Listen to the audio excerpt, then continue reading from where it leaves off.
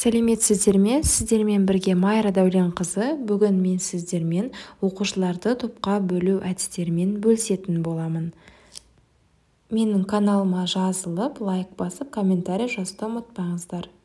Бірінші әдісіміз түрлі түсті стикерлер арқылы, яғни оқушылар тақтаға ілінген түрлі түсті стикерлер таңдайды.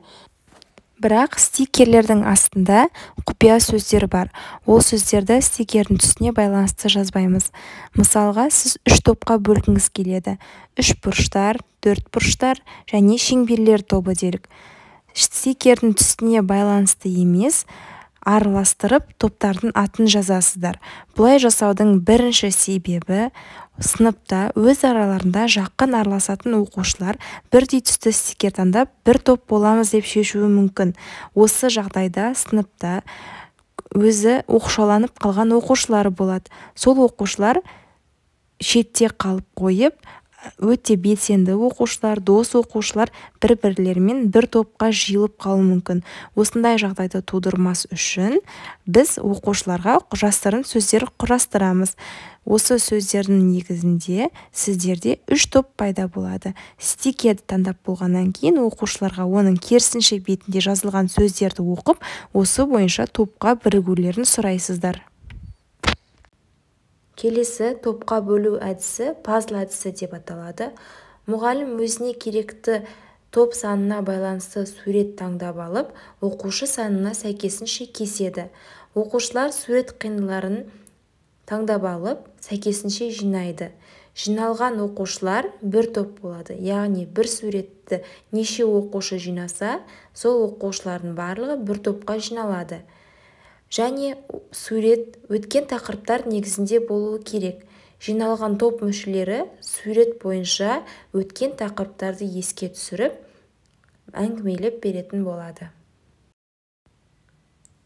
Келесі әдісіміз шарлар әдісі деп аталады. Мұғалім әр оқушыға бір-бір сөзден таратып береді. Келесі 3 оқушыны тақтаға шығарып, әр оқушыға бір-бір шардан беріп, оны жаруын сұрайды. Және әр шарды жарған кезде шардан бір-бір қағаздан шығады. Ол қағазда зат есім, сын есім, сан есім деп жазылған. Және алдын ала таратылған қағаздарда зат есімдер бар, сын есімдер бар, сан есімдер бар. Яғни оқушылар сөздерін оқи тұрып, кімде сан есім шықса, сан есімі шар жарылған кезде шыққан оқушының қасына барады. Сын есім шықса, сын есім тапқан оқушының қасына барады. Зат есім шықса, зат есімі бар оқушының қасына барады. Және шарды жарған оқушы топ басшысы болып саналады. Дәл осылай тек қана қазақ тіл пәнінде емес, басқа да пәндердің өзіне тән терминдерін қолдана отырып, осы әдістерді қолданып, оқушыларды топқа бөлген өте қызықты және оқушылардың қызығушылығын арттырары сөзсіз. Біздің келесі әдісіміз қимыл қозғаушы ойын ретінде болады. Атом молекула ойыны деп аталады. Яғни оқушыларды мұғалім тақтаға шығарып, атомдар мен молекулалар ойынын түсіндіреді.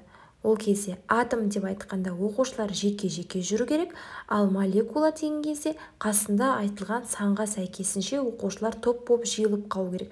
Мысалға, атом, атом, атом деп тұрса, оқушылар жеке-жеке жүреді. Ал молекула 3 десе, 3 оқушы бір-бірімен қол ұстасып тұрып қалу керек. Дәл солай қалған оқушылардың бәрі 3-3-тен топтасады.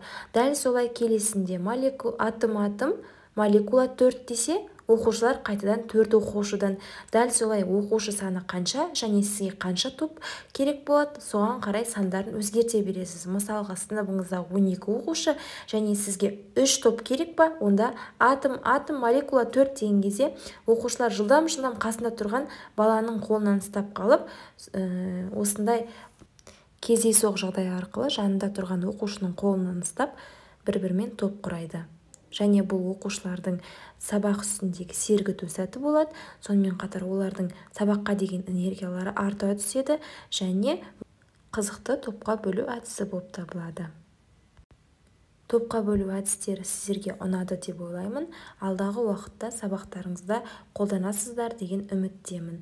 Менің каналыма жазылып, лайк басып, комментарий жазуды ұмытпаңыздар. Сау болыңыздар.